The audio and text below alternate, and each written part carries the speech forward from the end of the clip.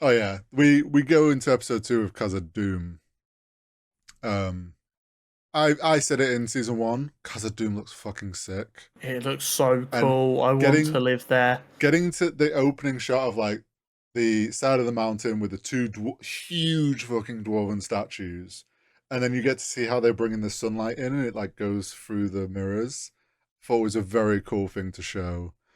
Yeah. Um, and yeah, we're back in Khazad Doom. I'm trying to think what else went on in episode. So in Khazad, we'll sticking with Khazad Doom. You obviously get Durin and Disa are in the market, or whatever, and she gets this like, oh shit, there's a earthquake. Yeah. And I said it last week in the preview. I was worried some of the stuff they were showing in the trailer was the fall of Khazad Doom for the Balrog. I'm so glad that is not the case. And I know, like a bit later on, it's explained that these are earthquakes from Mount Doom, which I'm like, it's quite a far way away, but cool. I'm okay with that. I like that they called it a fire mountain instead of a volcano. Yeah, Because they said fire mountain. I'm like, the fuck? I was like, oh, they mean volcano. yeah. Okay. um, I like the fact that I'm so glad it's not the Balrog, because I said it in the preview. I'd be a bit upset if they brought the Balrog I think destroying.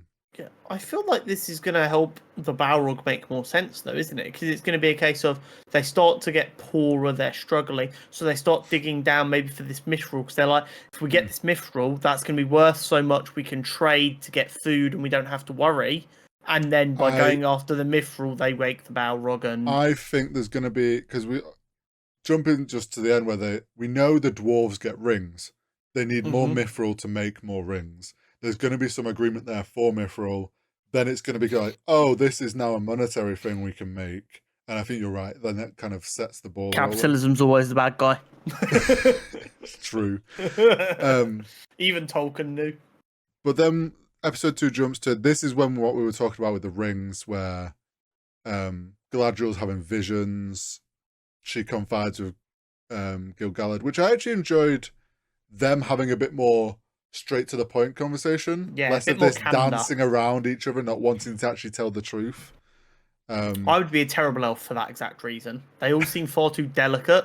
And I'm just like, no, we need to cut the bullshit here. Yeah, none of them want to cut the bullshit. So I enjoyed a bit of that. And Galadriel's character feeling a bit more like, oh, like realizing this is not just I can go off and save the world on my own sort of moment. Yeah. But yeah, we get all the rings because obviously the three of them are wearing the rings now. Then I think the episode went back to the desert, and this is where we got the rider with the flag. Yeah, what do we know about these people? Are these just like desert scavengers, or is there something more we should be knowing about these dons? So they obviously work for this evil wizard. It is credited in episode 2. I just instantly, I know this isn't probably right because I'm pretty sure he's supposed to be a good guy up until a point. Is that Saruman?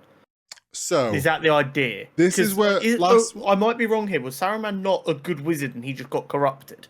Correct. He was a traitor. So we said last week, I mentioned in the preview, like some people are on this theory, and I kind of was as well, that this is Gandalf and Saruman purely off visuals. Now we have a bit more context, and through me looking stuff up about some people's theories that still holding on to it could be the Blue Wizards, I've learnt more. Okay. I am actually now on Team Blue Wizard. Oh, really? Yeah. I hope that it is Team Blue Wizard. I will actually be a little bit disappointed if it is Gandalf and Saruman. Partly from the point you've just made. Saruman was a wizard who was a traitor to the other wizards. To be a traitor, you need to be good first. Yeah. You need to be on the good side to then betray. You can't be already angry with each other and then still be a traitor. So the fact that these two wizards seemingly are already on opposite sides and at conflict. Why would the Blue Wizard be evil? Were the Blue Wizards not both good? So, from what I've learnt about the Blue Wizards, there's little written about them, but there's a couple of things Tolkien's done. One that he then amended and changed. Retcon? Canon broken. The theory I've seen, or the strongest theory I've seen, is that they're actually going to use both versions that Tolkien did. Oh, So, okay. Get a bit mixy with it. the first kind of like notes of Tolkien wrote about the Blue Wizards, because they came first, is that they actually failed at their purpose and ended up founding magical cults and spreading their own magical religion. Bit like the one in the desert is doing with all the cut weird blood magic. And we've already had cultists last season as well. Yeah, exactly. Then he amended it and said that the Blue Wizards actually helped fight the Eastern forces, which meant less forces were able to join Sauron, which actually inadvertently helped win the war against Sauron. The theory is that I've seen, which I think I actually agree with, is they're going, because there's not a set, this is the whole truth. The writers have kind of gone with both. You're going to have like one evil wizard doing the cult shit, and the good wizard, being the stranger with Nori, trying to fight the evil forces of the East. Makes sense. Another thing that also leans me to it being Blue Wizards, if you notice the weird masked riders, either had blue paint on them, blue cloths on their armor. Could be a hint that it's blue wizardry. I'm just like, the whole thing about these two already seem at kind of arms. This one having like some weird cult. This doesn't feel like what Saruman would be. Yeah. And personally, I think if they do Gandalf and Saruman, it's a bit cheap and easy just because it's like known characters. Whereas if they actually do this as the Blue Wizards, I think it's a lot more fun and interesting to actually show some of that. And is that maybe why they did some of the character names early on? Like when she was like trying to give him his name, because she said Radagon, didn't she? Yeah, which is close to Radagast. Yeah. Apparently one of those name drops that she did try is like the fourth Hobbit that was written. So I wonder if that was them kind of going, no, they don't have a name because the Blue Wizards were unnamed. Possibly. I think they do have some sort of a name, but they're not like known names to us as like Gandalf and Saruman. I lean more to, I think it'd be cool. Also, Gandalf never traveled to the East, so it would be kind of weird for him to be going there. Not that they've stuck to the books by law, but I think it'd just be cooler if they did Blue Wizards and had some fun in that sense than just I get that. taking the easy out of being, oh, here's Gandalf that you all know. But counterpoint, Go on. Gandalf is cool and I would like to see him. How do you know the Blue Wizards aren't cool? Because they weren't played by Sir Ian McKellen. Hey,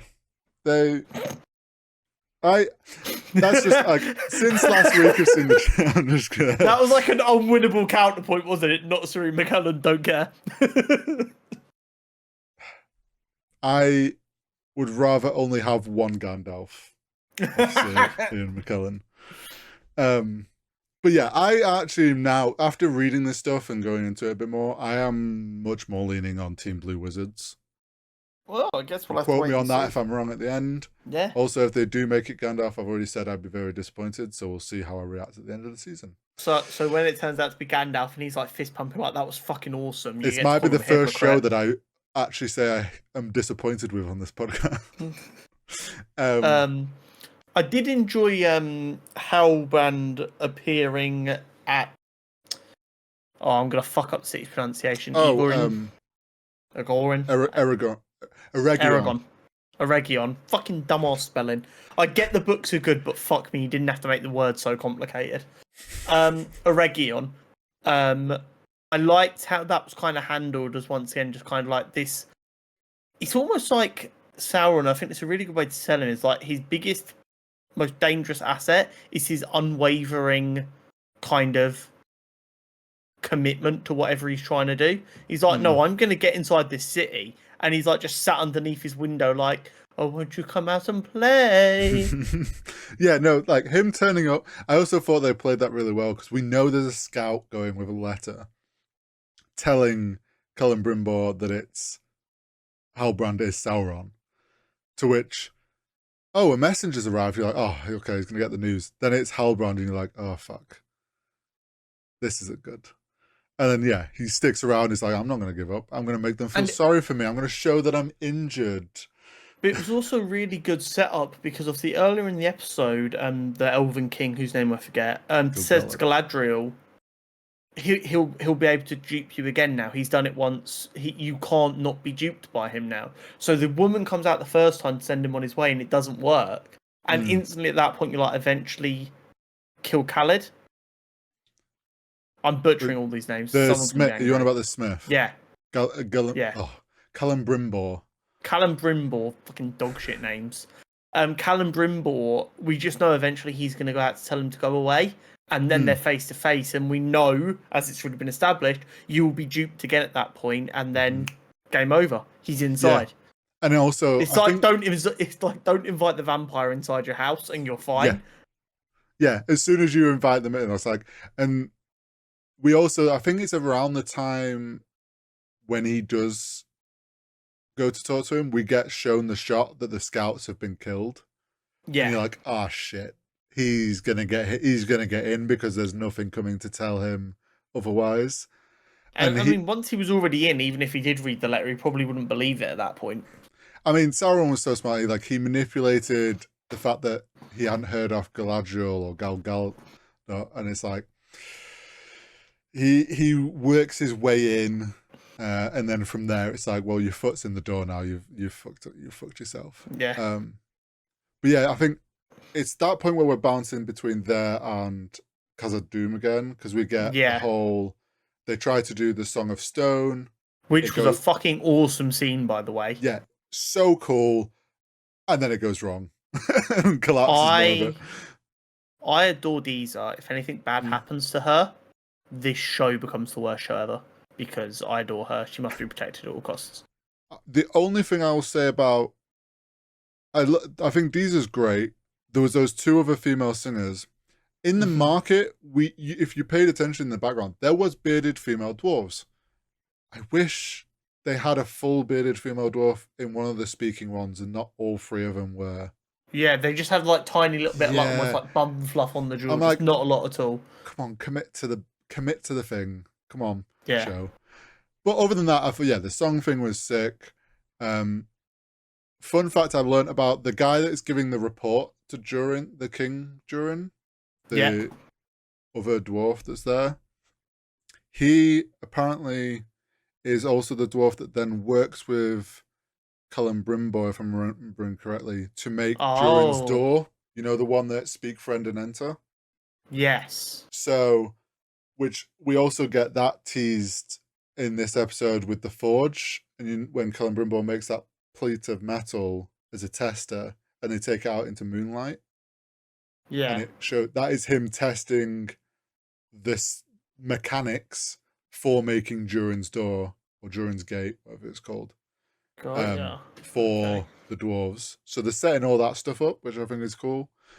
I actually have to say, I think the little family moment between Disa and King Durin was some incredible writing about the dwarves being stubborn and how that's leading to this rift. And I thought that was we loved the dwarves in season 1, and I think again they're fucking nailing it with them. Yeah. They're like, you're both being egotist, and it's also nice to see that she's not just going after one of them going, you need... Yeah. She's just shouting at both of them like, just apologise. Yeah. She's like, I don't actually care which one of you is right. It literally makes zero difference. One of you, apologise. Yeah, your stubbornness might be seen as a strength, but your strength is then also going to be the death of everything. Yeah. It's like, it was so well written. Is being right worth losing your father/son? Yeah. And then we cut to Durin being bullied at work by the miners, which Yeah, so I get his father's disowned him, but surely that isn't public knowledge to the point where all of a sudden everyone's comfortable bullying the prince. Well, I think it's a case of suddenly the prince is now working in the minds of us folk, and we're like, oh, so you've now got to come work down here with us. Daddy's kicked you out, so they're just kind of poking. The braver ones are poking fun. I'm sure that won't bite them in the arse down the line. Or maybe that'll be how he shows that he's a good leader, but like Maybe showing mercy. But yeah, it was very, very fun to see. Oh, I'm very worried for Khazad-dûm though, with like no sunlight to grow crops. This is obviously, I think, like you said earlier, is why they turn to Mithril. The end of this episode is they get an invite from Cullen Brimbor to come to Eregion. This is also, I hope we actually get to see the dwarves of the other clans. I think it'd be real, because they're going to be making the rings for the dwarves. I hope we don't just see Khazad-dûm. I'd love it if they get, like, even if we only briefly see the kings or emissaries for those dwarven lands, but to see like them as a collective, I think would be really cool. Yeah, because obviously, like we were mentioning, Halbrand gets in, does his whole manipulation shit, becomes an elven deity. Is that what I'm supposed to understand? He's an elven deity essentially. Yeah, he's disappeared, and then he re-emerges as the Lord of Gifts, Anatar, which is in the books his elven form that he had when he was there and manipulated Celebrimbor into making and helped make the rings, which was a big gripe people had in season 1, and I think I mentioned about season 1. Which is, I'm glad that they've done this. I actually think the way they handled that transition, I think that was really fucking sick. The way that he came out as this like elven god now, and he's like, "You're worthy of seeing me now." Yeah, he's like, us knowing the manipulation at play, and then how they just did it. I think it was actually very well done, and it helps correct some of the things from season 1 that fans had issues with. Because at least now it's Anatar doing the rest of the work. But yeah, I mean, overall, the first 2 episodes, I think it's going in a great direction. I think they are correcting a lot of the missteps in season 1, and then also just kind of everything looks better visually, and I think the writing's improved. Yeah. My only gripe with this show, and it's actually a me issue, but I'm going to blame it on the show anyway because I get to do that, is Lord of the Rings and this show have a problem, whereas because of the nature of the worlds being so complicated, they are a difficult watch. You've got to really focus. It can very much be a blink and you've missed something crucially important. Yeah. And then when they're like hour 15-minute episodes, like the first episode is, it's a lot more just kind of okay, and then what happens? And it just makes it a bit like, I know I've been campaigning for hour-long episodes for the last 6 months. This is one of them shows that could probably get away with 50-minute episodes. No, even if that means they just make an extra episode, I'm fine with that. My brain trying to do 2 of these in 2 hours after a day at work, I was like, okay. And then I just know I'm gonna miss so many fucking things, and it's doing my nutting. But really good start to the season. Something I had to know, which I forgot to say. The bit when the stranger, they have that little fight at the well. Yes. I have wizard cast tornado, but his friends roll a nat 1 on their deck saves. Because I'm a little bit worried about where the fuck they've gone. They'll be fine. They're hobbits. Hobbits are very durable. Yeah, they're hardy. They'll be fine. They'll be fine. I thought that the visuals of that was sick. Once again, though, he's done a spell and can't control it, and now he's fucked things up. We'll see. Yeah, for very powerful wizards, he's a little bit shit. I'm going to say this because hopefully you forget. I'm going to steal that well trap as a D&D idea. Yeah, as that bell was ringing, I'm like, well, this is definitely not good. This is definitely not good. Grab the rope, please. Hello? Poppy wasn't looking at it. I'm like, do you want to stop it ringing? Like, surely know that's not a good thing when you know you're being followed. Yeah, like, not ideal, is it? But yeah, we haven't watched. Just writing down a note: be wary of wells while playing D&D. We haven't watched obviously episode 3 yet as we're recording No, this. Maybe some more of because it these is a things to answer. Thursday Yeah, and I have a full-time job. yeah. But it's fine. like, We'll get to a double bill next week as well. I'm looking forward to this season. I think it's going in the right direction. Hopefully they keep Yes. these characters and like Galadriel and stuff all going in this way. And I'm hoping for Team Blue Wizard now. I'm fully on Team Blue Wizard.